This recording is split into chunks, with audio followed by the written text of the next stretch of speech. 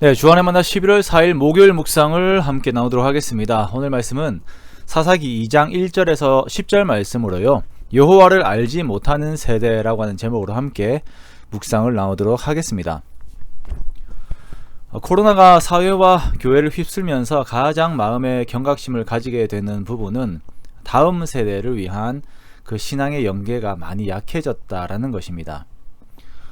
저희 교회는 이제 인원이 적어서 감사하게도 맡겨진 아이들을 이제 매주 신앙으로 함께 이렇게 하면서 교육을 할 수가 있지만, 좀 이제 큰 교회 같은 경우들이나 또 사정이 어려운 교회들을 보면 줌으로 이렇게 예배를 드려야 되다 보니까 아이들이 뭐 한 달에 한 번 교회로 온다든지 아니면 또 한 달에 한 번도 못 오는 경우들이 많이 있는 것 같아요. 그래서 참 아이들에게 중요한 1, 2년이 참 상당히 약하게 흘러가 버리게 되었다는 말을 좀 들었습니다. 이것은 실은 이제 모든 세대에 일어나고 있는 문제이기도 합니다. 그러면서 우려가 되는 것이, 나는 나의 세대에 하나님께 더 가까이 가려고 수고를 한다라고 하지만 다음의 시대에는 우리 사회에 참 하나님의 일꾼이 없어지면 어떡하나 라고 하는 걱정이 실제적으로 들기도 하였습니다. 그래서 지난 주일 저녁에 첫째 윤성이와 1시간 정도 이렇게 걸으면서 아빠가 알고 있는 하나님에 대해, 그리고 윤성이가 알고 있는 하나님에 대해 이야기를 나누는 그런 시간을 가졌습니다. 문득 이렇게 성경에서 말하는 하나님만이 아닌 제가 살면서 경험한, 함께 하셨던 하나님에 대한 내용들을 남겨주어야겠다라고 하는 생각이 많이 들었던 시간들이었습니다. 신앙의 전수는 너무나도 중요한 영적 유산입니다. 그 무엇보다도 이것이 전수되지 않으면 다음 세대는 무너지게 됩니다. 이것을 그대로 보여주는 것이 안타까운 사사기의 장면이지요.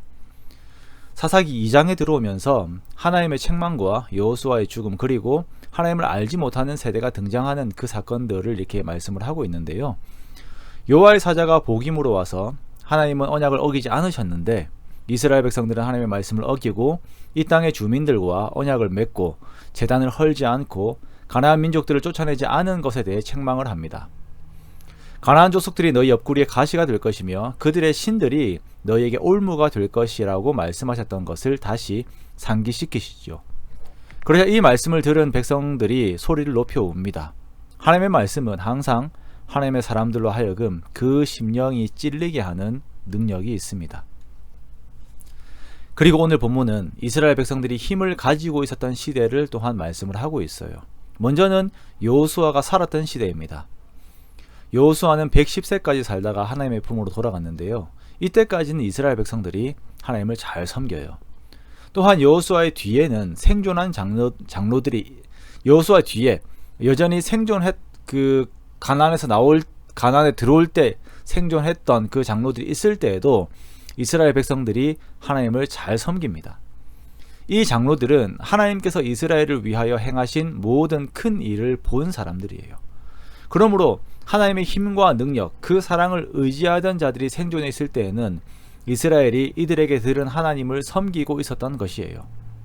그러나 그 세대의 사람들이 다 조상들에게로 돌아간 이후에, 그 후에 일어난 다음 세대는 하나님을 알지 못합니다.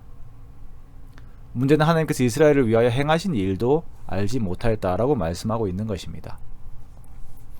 저는 참 이해가 잘 되지 않는 것이, 어떻게 한 세대 만에 이렇게 하나님이 잊혀지게 되는가?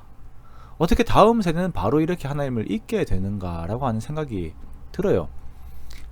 성경에서 말하는 가장 뚜렷한 답은 가나안 민족들을 남겨놓음으로 그들의 삶과 문화에 대한 그 영향을 받은 것입니다. 그리고 그 이면에는 새로운 땅의 정착이라고 하는 그 삶의 과제 앞에 신앙교육이라고 하는 가장 중요한 과제를 놓쳐버린 것이죠. 만나가 끊겼어도 사람이 떡으로만 사는 것이 아니요, 하나님의 입에서 나오는 모든 말씀으로 사는 존재라는 것을 기억하고 가르쳤어야 했는데, 만나가 끊기는 시간과 함께 이 땅에서 수확하여 먹고 사는 것에 온 힘을 다하였습니다. 그리고 그것은 다음 세대의 영적인 죽음을 가지고 왔습니다. 제가 저희 아버지로부터 어릴 때 교육을 받으면서 신앙의 다음 타자라고 하는 표현을 들은 적이 있어요. 항상 마음에 남습니다. 그때는 그 표현이 참 재밌었거든요. 제가 막 웃고 그랬었는데 생각해보니까 참 맞아요. 저희 시대에는 제가 타석에 서는 것입니다. 안타를 치든 홈런을 치든 하나님 앞에서 제값을 해내야 하는 것이죠. 아웃되면 안 돼요. 그리고 다음 세대는 또 그 사람들이 그 타석에 서서 하나님 앞에서 역할들을 감당을 해내야 되는 것입니다. 우리는 우리 시대에도 최선을 다해야 하겠지만 다음 세대에는 더욱 이들이 하나님의 일을 온전히 그리고 더욱 하나님의 마음에 흡족하시도록 최선을 다하는 그런 하나님의 사람들에게 우리가 최선을 다해 양육을 해야 할 것입니다. 이러한 신앙교육으로 하나님을 알지 못하는 세대가 아니라 정말 하나님을 더욱 알아서 선포하는 세대로 우리가 키워내어야 하는 것입니다. 이 일들을 위해서 우리의 시대에 최선을 우리가 다하고 또한 다가올 시대를 위해 다음 세대에 온전한 영적 자산을 남기는 저와 여러분이 되시기를 주님의 이름으로 축원합니다. 족장들과 모세와 여호수아와 다윗과 그리고 예수님까지 다음 세대에 하나님과 하나님의 역사를 전하셨던 것을 기억하면서 우리도 거기에 최선을 다하여 다음 세대에 하나님과 그분에 대한 지식을 전달하는 우리가 되기 원합니다. 그렇게 완성될 하나님 나라를 더욱 세워가는 저와 여러분의 귀한 오늘이 되시기를 주님의 이름으로 축원합니다.